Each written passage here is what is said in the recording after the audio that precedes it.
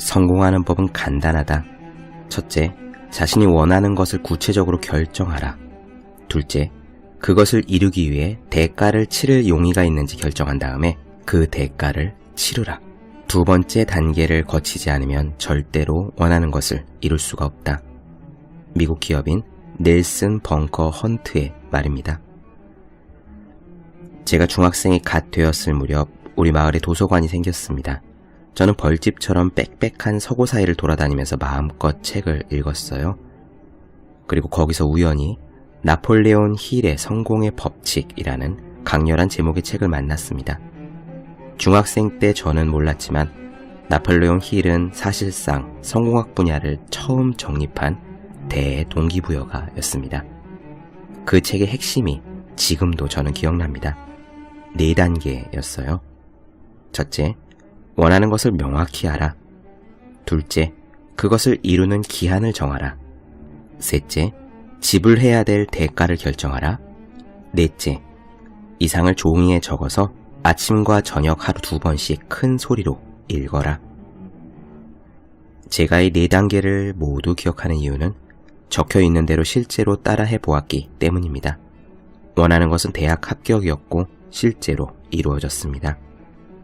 창피한 탓에 4번째 법칙을 단 한 번도 지킨 적이 없는데도 어쨌거나 성취한 것을 보면 큰 소리로 읽는 것은 핵심이 아닌지도 모르겠습니다. 중요한 것은 그때도 저는 지불해야 할 대가를 결정하고 그것을 적었으며 실제로 지불했다는 사실입니다. 넬슨 벙커 헌트의 말이 사실이라고 생각하느냐 묻는다면 그렇습니다. 저는 그랬습니다. 365 공비타민 공통적인 성공의 법칙의 한 대목으로 시작합니다.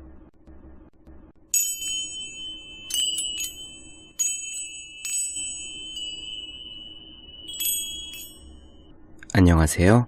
본격 공부자극 팟캐스트 서울대는 어떻게 공부하는가 한지우입니다.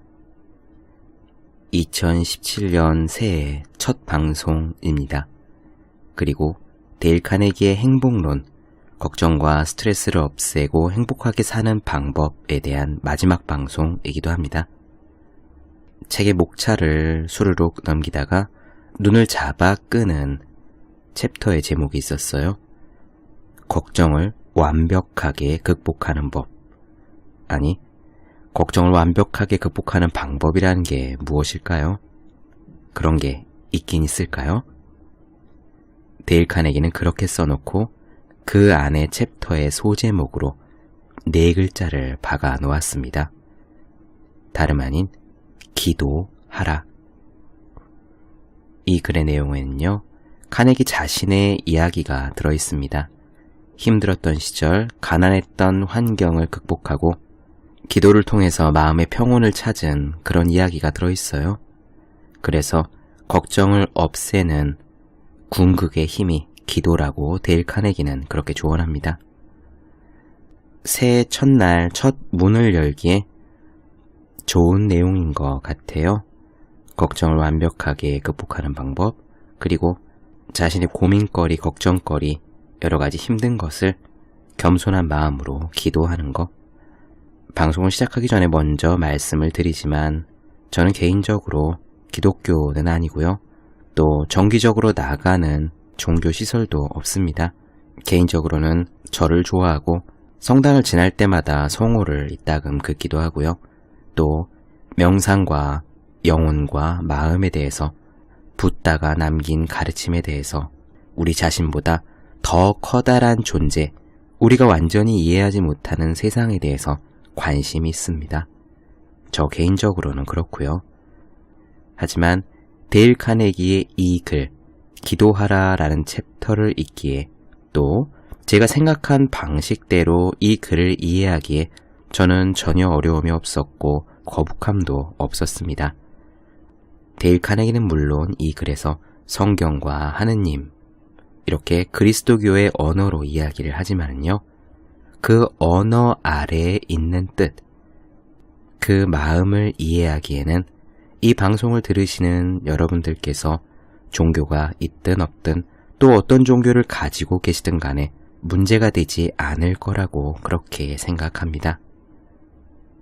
여러분들께서는 이 내용을 여러분들께서 가지고 계시는 종교, 믿음 혹은 세계관에 의해서 그 해석을 통해 들으시면 될 겁니다. 그렇게 들으신다면 이 글이 전하고자 하는 메시지, 걱정과 스트레스를 없애고 행복도를 올리며 더 나은 삶을 살게 해주는 것이 진심 어린 기도다라는 데일 카네기의 메시지가 더 잘 전달될 수 있을 것이라 생각해요. 새해 첫 방송으로 드리기에 참 좋은 이야기라고 생각합니다. 바로 시작해 볼게요.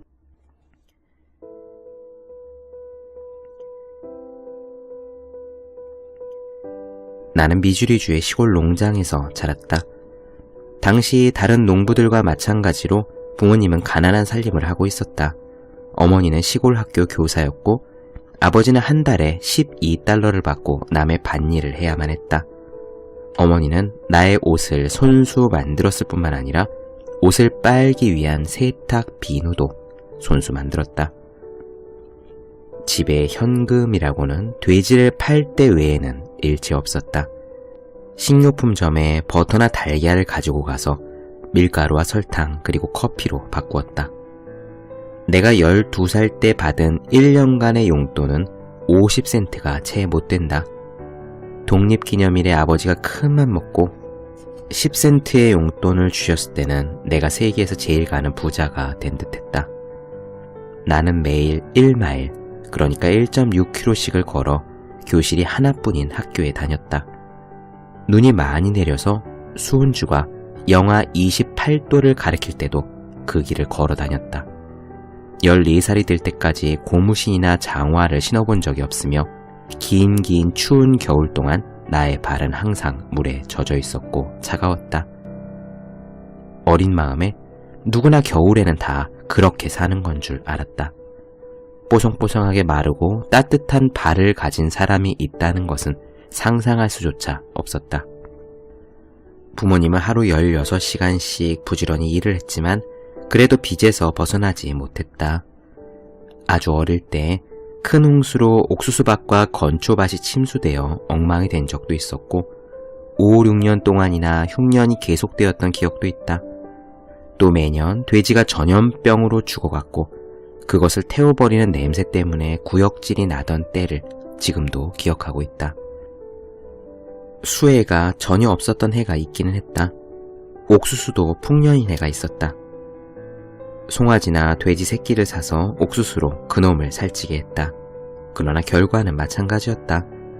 시카고의 가축 시세가 폭락해 고작 30달러를 벌었을 뿐이다. 1년 내내 일해서 손에 쥔 현금이 30달러였다. 무엇을 해도 손해만 보았다. 아버지가 새끼 노새를 사서 사람까지 고용해 3년간 잘 길들인 다음에 테네시의 멤피스로 보냈다. 하지만 노새는 본전도 못 받고 팔아야만 했다. 10년간을 죽어라 일했지만 돈은 생기지 않고 빚만 늘었다. 밭은 저당 잡히고 이자도 지불하지 못할 형편이었다. 은행에서는 아버지를 욕하면서 밭을 빼앗아 버리겠다고 협박했다. 아버지의 나이는 47살이었으나 30년 동안 열심히 노동한 결과는 빚과 굴욕감 뿐이었다. 그것은 너무 가혹한 보답이었다. 아버지는 번민을 하다 그것이 원인이 되어 건강을 해치게 되었다. 매일 밭에서 힘겨운 일을 하시면서도 식욕이 없었다. 아버지는 나날이 야유여갔고 어머니에게 이러다가는 반년도 못 되어 죽을 것만 같다고 그렇게 말씀하셨다. 아버지는 살기가 싫다는 말을 입에 달고 살았다. 아버지가 말에게 풀을 주거나 젖을 짜기 위해 헛간에 갔을 때 조금이라도 늦어지면 어머니는 아버지가 그새 혹시 목을 매 죽지는 않았는지 걱정이 되어 허둥지둥 헛간으로 달려가곤 했다고 세월이 흐른 뒤에 나에게 이야기해 주셨다. 어느 날 우리의 땅을 저당 잡힌 은행에 가셨다가 돌아오는 길에 아버지는 다리 위에 서서 오랫동안 강을 내려다보고 계셨다. 차라리 강에 뛰어들어 삶을 끝내버리는 게 나을지 모른다고 생각하면서 말이다. 나중에, 아주 나중에 아버지는 왜 그때 당신이 강에 뛰어들지 않았는지 그 까닭을 나에게 이야기해 주셨다. 그것은 우리 가족이 하나님을 사랑하고 계명을 지키면 언젠가는, 지금은 힘들지만 언젠가는 모든 일이 잘 될 것이라는 어머니의 헌신적인 믿음 때문이었다는 것이다. 어머니는 옳았다. 그리고 나서 모든 일이 정말로 잘 되어갔다. 아버지는 47살 때 툭하면 죽고 싶다는 말씀을 하셨지만 그 후 42년 동안이나 더 행복하게 사시다가 89살의 나이로 세상을 떠나셨다. 고난과 가슴 아팠던 시절의 어머니는 절대로 번민하지 않으셨다. 어머니는 마음의 고통과 번민을 하나님께 호소했다. 매일 밤 우리가 잠자리에 들기 전에 어머니는 성경을 읽어주셨다. 마음의 평화를 위해 다음과 같은 말씀을 읽어주실 때도 있었다. 내 아버지 집에는 많은 저택이 있느니라. 내가 그곳에 가서 너희들을 위해 거처를 마련하리라. 내가 있는 곳에 너희도 함께 있을지어다. 윌리엄 제임스가 하버드 대학교의 교수였을 때 그는 고민에 대해 가장 좋은 약은 종교적 신앙이다 라고 말한 적이 있다. 우리는 그것을 확인하기 위해 하버드 대학교까지 갈 필요는 없다. 나의 어머니는 미주리 농장, 시골 농장에서 그것을 알았던 것이다. 홍수, 빛, 그리고 자연재해 등도 내 어머니의 빛나고 용감한 영혼을 굴복시킬 수는 없었다. 그래서인지 어머니는 내가 일생을 종교적인 사업에 종사해 줄 것을 바라고 있었다. 나 역시도 선교사가 되기를 진정으로 바란 적이 있긴 했다.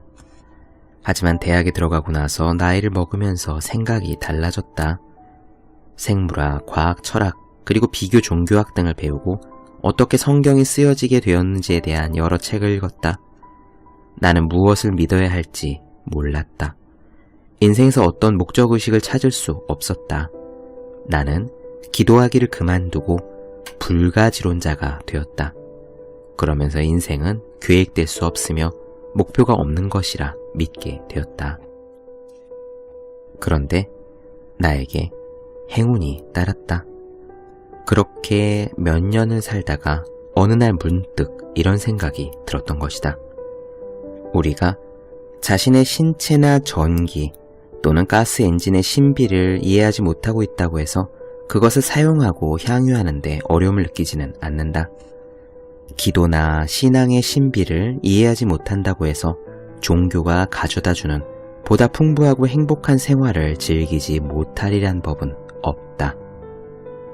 나는 결국 사람은 인생을 이해하기 위해 태어난 것이 아니라 인생을 살기 위해 태어난 것이다 라는 산타아나의 지혜를 깨달았다.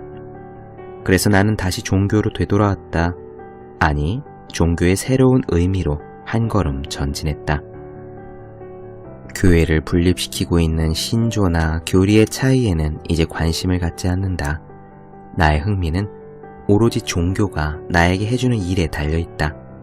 그것은 마치 전기나 좋은 음식 또는 물이 나에게 해주는 일에 관심을 갖는 것과 마찬가지다. 그런 것들은 내가 더 풍요롭고 더 행복한 생활을 하도록 도와준다. 하지만 종교는 이제 그보다 훨씬 더 많은 도움을 주고 있다. 다시 말해서 종교는 나에게 정신적인 가치를 부여해 준다. 그것은 윌리엄 제임스의 말처럼 내게 인생에 대한 새로운 열이, 더 많은 생기, 더 크고 더 풍요롭고 더 만족스러운 인생을 가져다 주는 것이다. 그것은 신념, 희망, 그리고 용기를 가져다 줌으로써 긴장과 불안과 공포를 해소시켜주며 나의 인생의 목적과 방향을 제시해준다. 행복을 증대시키고 건강을 증진시키며 인생의 사막 같은 소용돌이 속에서 평화롭고 아늑한 오아시스를 창조해 준다. 프랜시스 베이컨은 무려 350여 년 전에 이렇게 말했다. 천박한 철학은 사람의 마음을 무신론으로 기울게 하고 깊은 철학은 사람의 마음을 종교로 인도한다. 자동차왕 헨리 포드가 죽기 몇 년 전에 인터뷰를 했다. 그를 만나기 전에 나는 세계 최대의 사업체를 창립하고 경영한 그의 얼굴에 오랜 세월의 고뇌의 흔적이 뚜렷이 나타나 있으리라고 생각하고 있었다. 하지만 78살의 고령에도 불구하고 차분하고 온화한 그의 모습에 놀라지 않을 수가 없었다. 지금까지 범민으로 고통받은 적이 없었느냐고 묻자 헨리 포드는 이렇게 대답했다. 없었습니다. 무슨 일이든지 하나님이 지배하고 계시거든요. 하나님이 모든 책임을 지시고 있는 한 만사가 결국은 잘 될 것이라고 믿고 있습니다. 그러니 굳이 걱정할 필요가 있을까요? 확실히 그리스도교는 영감을 주고 건강을 회복시키는 종교이다. 예수님은 나는 너희들에게 생명을 주려고 왔도다. 너희들의 생명을 풍요롭게 만들기 위해 왔노라 라고 했다. 예수님은 당시 종교의 형식적인 의식이나 무의미한 형식을 비난하고 공격한 사람이었다. 그는 반항하였다. 세계를 뒤엎을 정도의 영향력 있는 종교를 퍼뜨렸고 결국은 십자가에서 처형되었다. 예수님은 종교가 인간을 위해 존재하는 것이지 인간이 종교 때문에 존재하는 것은 아니라고 강조했다. 또한 안식일은 인간을 위해 만들어진 것이지 안식일을 위해 인간이 창조되지 않았다는 것을 설파했다. 그는 사실 죄보다 공포에 대해 더 많이 이야기했다. 그릇된 공포, 잘못된 두려움은 건강을 해치고 풍요롭고 행복하고 용기 있는 인생에 배반하는 죄라고 말했다. 예수님은 또 종교에 있는 두 가지 중요한 것이 진심으로 하나님을 사랑하고 이웃을 자기 몸같이 사랑하는 것이다 라고 말했다. 자기 자신이 알고 있던 모르고 있던 여하튼 이 두 가지를 실천하는 사람은 신앙적인 사람이다.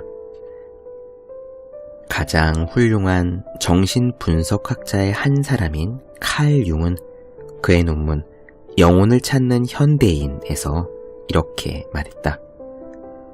과거 30년 동안 나는 세계의 모든 문명국 사람들로부터 진찰 의뢰를 받고 수백 명의 환자를 진찰했다. 내가 만난 인생의 제2기, 즉 35살 이상의 사람들의 대부분이 종교적 인생관으로부터 최종의 구원을 받아야 할 상황에 놓여 있었다. 그들 모두는 자기 시대의 종교가 그들에게 주었던 것을 상실했기 때문에 질병에 걸렸다 해도 과언이 아니다. 그리고 그들의 종교적 인생관을 회복하지 못한 사람들은 진정으로 완쾌되지 못한 상태에 머물러 있었다. 윌리엄 제임스도 같은 말을 했다. 신앙은 인간이 살아갈 수 있게 하는 힘의 하나이다. 그것이 없다는 것은 허탈감을 의미한다. 붓다 이래 인도 최대의 지도자라고 할 수 있는 마하트마 간디도 기도라는 힘의 격려를 받았다. 기도가 없었다면 그는 정신적으로 지탱해내지 못했을 것이다. 간디는 실제로 기도가 없었다면 나는 벌써 미치고 말았을 것이다 라고 말한 바 있다. 이와 같은 사실에 대해서는 몇천 명이고 똑같은 증언을 할 수가 있을 것이다. 나의 아버지도 만일 어머니의 기도가 없었더라면 투신 자살했을 것이 분명하다. 아마 오늘날 정신병원에서 고함을 지르고 있는 괴로움에 지친 많은 영혼들도 그들의 자력만으로 인생의 거친 파도를 헤쳐나가려 하지 않고 더 높은 힘의 도움을 바라기만 했다면 틀림없이 구원을 받을 수 있을 것이다. 우리가 모진 고난을 겪다가 자신의 힘의 한계에 도달하게 되면 대다수는 절망 속에서 신에게 의지하게 된다. 이런 말이 있지 않은가? 1인용 참회, 무신론자는 없다. 그런데 왜 최후의 단계, 정말 참을 수 없는 지경에 이르러야 신에게 의지하려 하는가? 왜 그날그날의 힘을 새롭게 하려고 하지 않는가? 왜 일요일까지 기다리는가? 나는 오래전부터 평일 오후에 종종 아무도 없는 교회에 들르곤 한다. 너무 바빠서 단 몇 분 동안도 차분히 생각을 할 수 없을 때 나에게 이렇게 타이른다. 잠깐 카네기, 잠깐 기다려보자고. 잠깐 멈추면서 숨을 돌려보자고. 이런 생각이 들 때 눈에 띄는 교회로 달려간다. 나는 개신교도이지만 곧잘 성 패트릭 성당에 들르곤 했다. 그리고는 생각에 잠긴다. 30년 정도만 지나면 죽어 없어질 목숨이지만 모든 교회에서 가르치고 있는 위대한 정신적 진리는 영구불멸이라 했으니 눈을 감고 기도를 올린다. 이렇게 하면 기분이 가라앉고 몸도 훨씬 편안해지며 판단력도 명확해져서 일의 가치를 재검토해볼 능력이 생긴다. 여러분도 틈틈이 이렇게 해보면 어떻겠는가? 이 책을 준비해온 지난 6년 동안 어떻게 해서 기도에 의해 공포나 번민을 극복했는지에 대한 신뢰나 실화를 몇 배까지나 수집했다. 그 전형적인 예로 낙심천만한 상태에 빠져버린 서적 판매원 안토니의 이야기를 해보자. 다음은 그의 이야기다. 22년 전 미국 법률 서적 회사의 대표가 되기 위해서 나는 법률사무소를 폐쇄했다. 내가 처음 맡게 된 일은 세트로 된 법률 서적을 변호사들에게 파는 일이었다. 맡은 업무에 대처할 수 있는 충분한 훈련을 받았다. 팔 때의 대응 방법이라든가 모든 반대에 직면했을 때 고객을 설득하는 대화 방법을 준비하였다. 나는 고객이 될 사람을 만나기 전에 변호사로서의 위치라든가 그가 취급하고 있는 소송 실무의 종류, 그의 정치적 의견이나 취미 등을 미리 조사해 두었다. 그리고 면담 중에 예비 지식을 활용하였다. 그러나 어떤 잘못이 있었는지 도무지 주문을 받을 수가 없었다. 나는 크게 실망했다. 다음 날은 전보다 2~3배나 더 노력했지만 비용을 메울 만한 어떤 주문도 받을 수 없었다. 공포와 불안감이 싹트기 시작했다. 나는 고객을 방문하는 것이 점점 더 두려워졌다.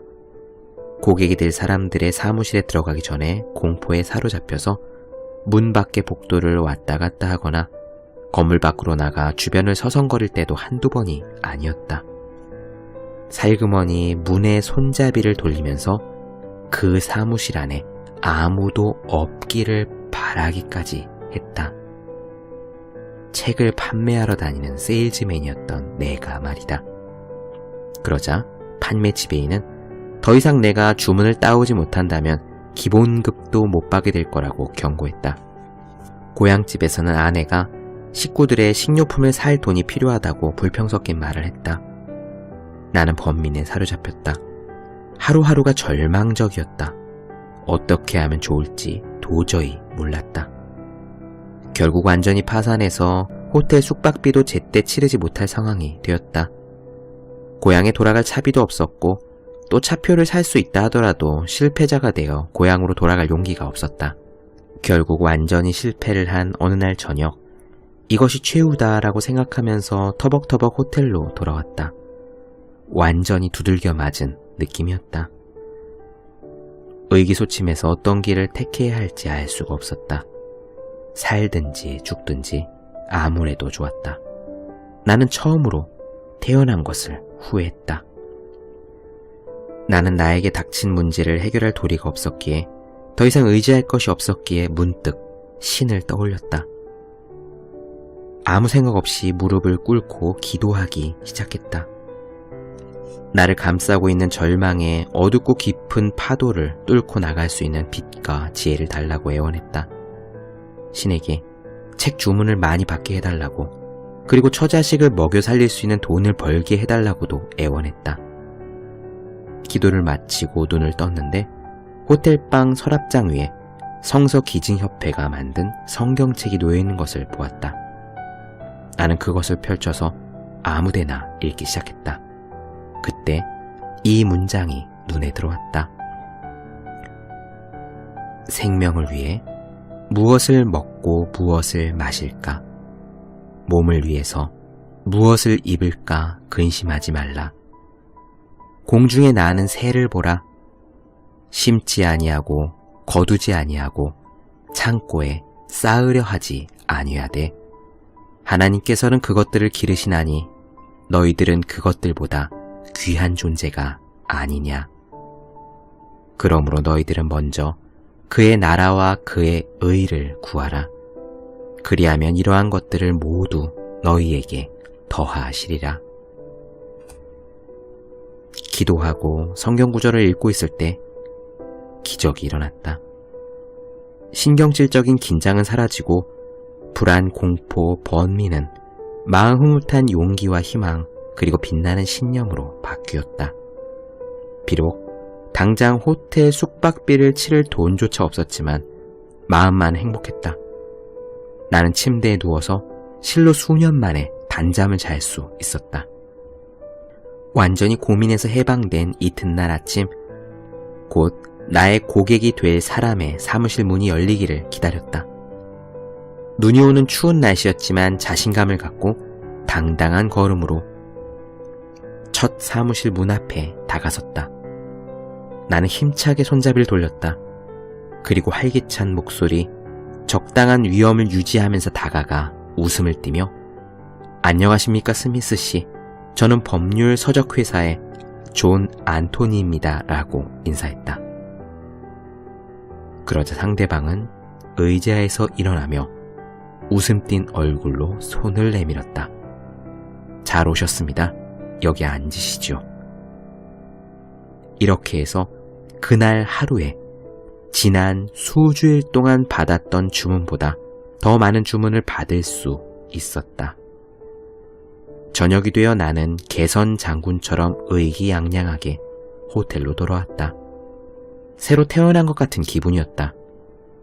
새로운 용기와 씩씩한 정신적 태도를 갖게 되었으니까 그날 밤의 식사는 한 잔의 우유가 아니었다. 어엿한 비프 스테이크였다. 그날 이후 나의 판매고는 정상을 향해 치솟았다. 22년 전 텍사스의 보잘것없는 호텔에서 절망에 빠진 내가 새롭게 태어났던 것이다. 자기 자신만을 의지하는 사람은 쉽게 패배하지만 마음속을 신으로부터 내려오는 힘으로, 더 커다란 힘으로 가득 채운 인간에게는 패배가 없는 법이다. 나는 나의 인생이 그와 같이 작용했다는 것을 깨달았다. 구하라. 그리하면 얻을 것이요. 찾으라. 그리하면 찾을 것이요. 두드려라. 그리하면 열릴 것이다. 노벨상 수상자 알렉시스 카렐 박사는 리더스 다이제스트에 투고한 글에서 다음과 같이 말했다. 기도는 인간이 발생시킬 수 있는 가장 강력한 형식의 에너지다. 그것은 지구의 인력과 같은 현실적인 힘이다. 나는 의학자로서 많은 사람들이 모든 치료법에 실패한 다음 기도라는 엄숙한 노력에 의해 질병이나 우울증에서 구출되는 예를 목격해 왔다. 기도는 라듐과 같이 빛나는 자기 발생 에너지원이다. 인류는 기도에 의해 그들 자신을 모든 에너지의 무한 근원으로 불러들임으로써 그들의 한정된 에너지를 키울 수 있다. 기도할 때 우리는 우주를 회전시키는 무한계 원동력과 우리의 한계의 힘을 결부시킨다. 이 힘의 일부가 우리의 필요에 따라 배분되기를 기도하면 인간의 결함은 충족되고 강화되며 치료되어 일어서게 되는 것이다. 열렬하게 신에게 기도할 때 우리는 정신이나 육체를 보다 건강하게 변화시킨다. 비록 순간적인 기도일지라도 기도하는 사람들에게는 반드시 좋은 결과가 따른다. 버드 소장의 이야기를 들어보자. 그는 우주를 회전시키는 무한계의 원동력에 우리 자신을 결부시킨다라는 말이 무엇을 의미하는지 잘 이해했다. 이 방법으로 그는 생애에서 가장 곤란했던 시련을 이겨냈다. 1934년 그는 남극의 오지인 로스베리어의 빙설 밑에 묻힌 채 오두막집에서 5개월 동안 살았다. 그는 남위 78도선 이남에 있는 유일한 생물체였다. 기온은 영하 30도까지 내려갔다. 그는 암흑 속에 완전히 포위되고 말았다. 난로에서 새어나오는 일산화탄소에 서서히 중독되어 가고 있다는 사실을 깨달았다. 어떻게 해야 할 것인가? 가장 가까운 곳에 있는 구조차마저 100마일 넘게 떨어져 있었다. 수개월이 지나야 겨우 도착할 수 있는 거리였다. 그는 난로의 환기장치를 수리해 보았지만 가스가 새는 것을 막을 길은 없었다. 때때로 가스 중독 때문에 의식을 잃고 방바닥에 쓰러지곤 했다. 먹을 수도 잘 수도 없었고 침대에서 일어날 기력마저 없었다.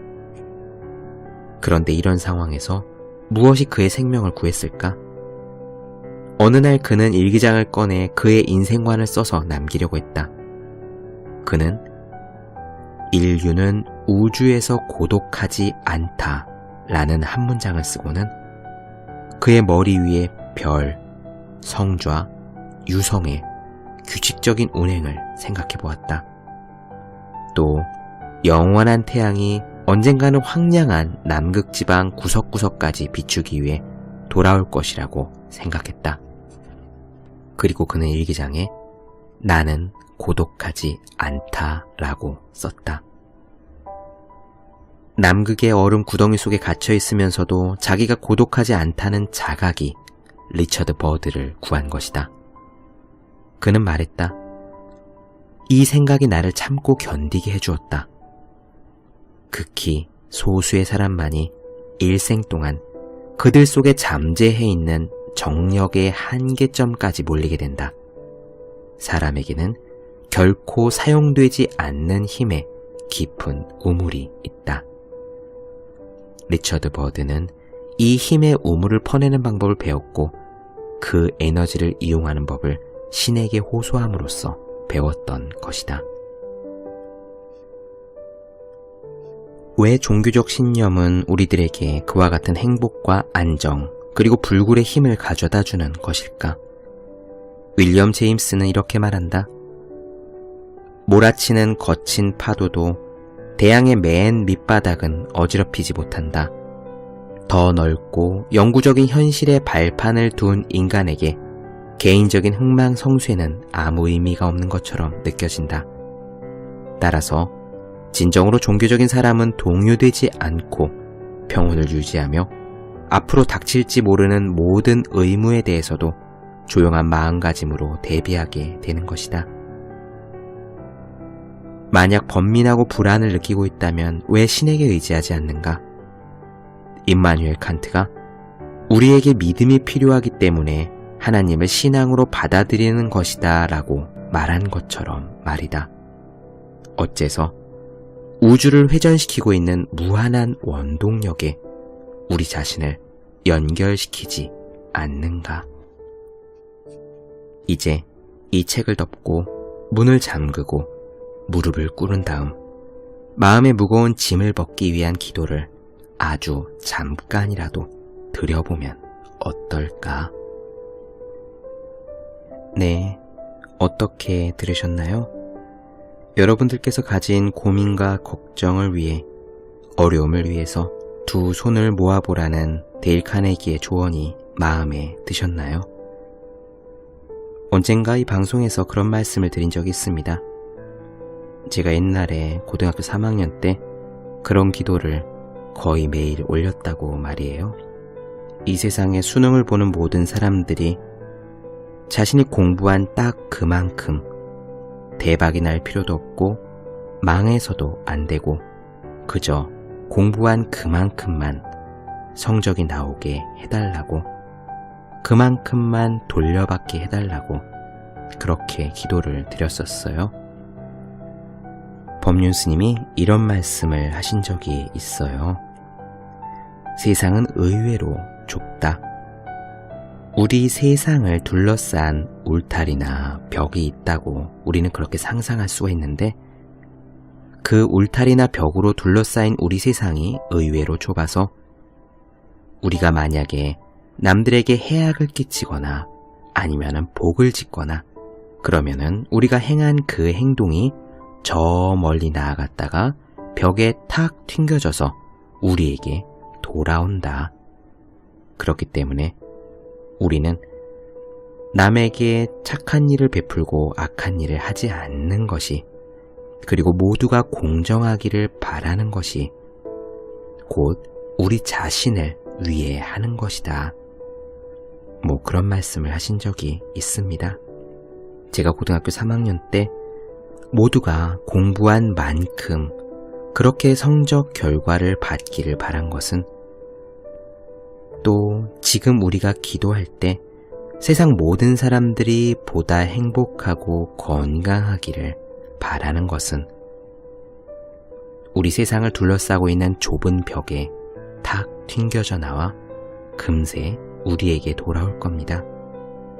우리 자신에게도 해당되는 것이죠. 오늘 이야기가 꽤 많이 길어졌습니다.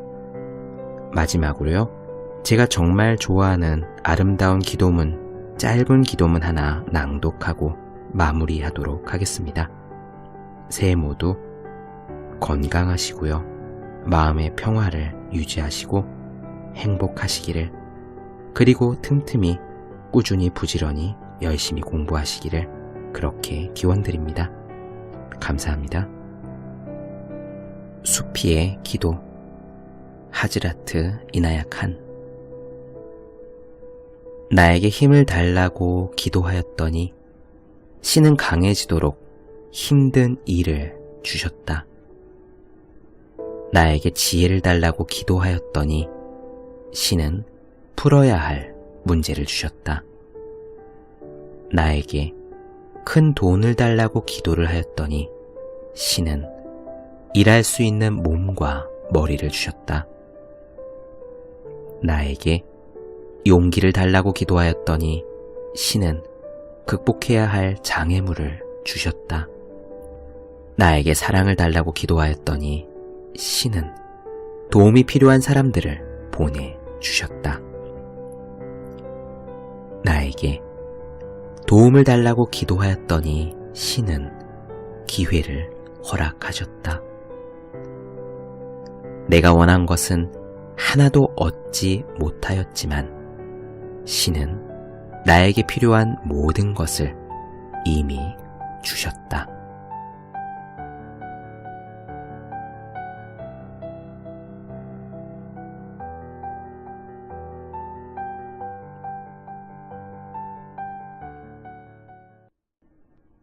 네, 본격 공부자극 팟캐스트 서울대는 어떻게 공부하는가?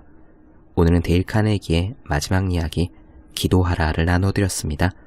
더 많은 이야기가 궁금하신 분들, 질문사항 있으신 분들은 제 네이버 블로그 허생의 즐거운 편지, 다음 카카오 브런치 한재호의 브런치, 인스타그램에서 해시태그 서울대는 어떻게 공부하는가 검색해 주시면 되겠습니다. 또 매일매일 공부하시는 분들, 여러분 주변에 매일매일 공부하시는 그분들을 위해서요, 하루 한 페이지씩 읽고 공부할 의욕을 북돋는 책, 보기만 해도 공부하고 싶어지는 365 공비타민을 선물해 주시면 좋겠습니다. 오늘은 여기까지 할게요. 저는 다음 시간에 뵙겠습니다. 여러분 모두 열심히 공부하십시오. 저도 열심히 하겠습니다.